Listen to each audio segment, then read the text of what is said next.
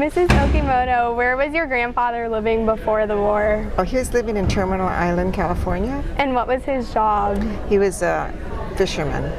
Do you know when he was arrested? A warrant was issued January, I think, 28th, and the FBI came to pick him up February 2nd at his home.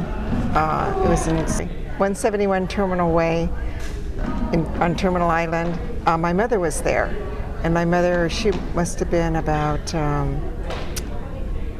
22 or 23. She was there and witnessed the FBI knocking on the door, and then they came and took my grandfather. Did your grandfather have a clue that he would be arrested, or was it all a surprise? It was a surprise that when the warrant was issued, but then he knew they were coming, but he didn't know exactly when.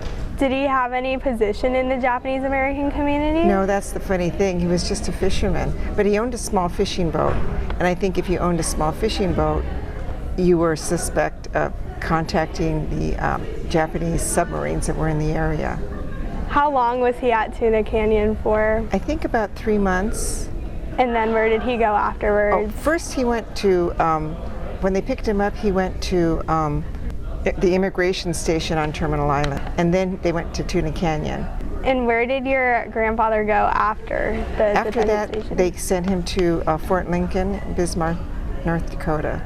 After the war, where did he go and what did he do? He got from North Dakota, they released him to his family in Manzanar, and then he stayed there for about a year, and then he got a early release because he was deemed to be a loyal American because he answered yes, yes to questions number 27 and 28.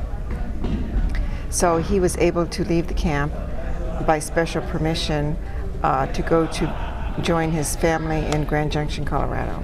Mrs. Okimoto, why do you think it's important for the younger generations to remember about Tuna Canyon? Because we don't want something like this to ever happen again. They violated his civil rights like he had none. Should not have been picked up like a criminal and incarcerated in Tuna Canyon and then again in Manzanar.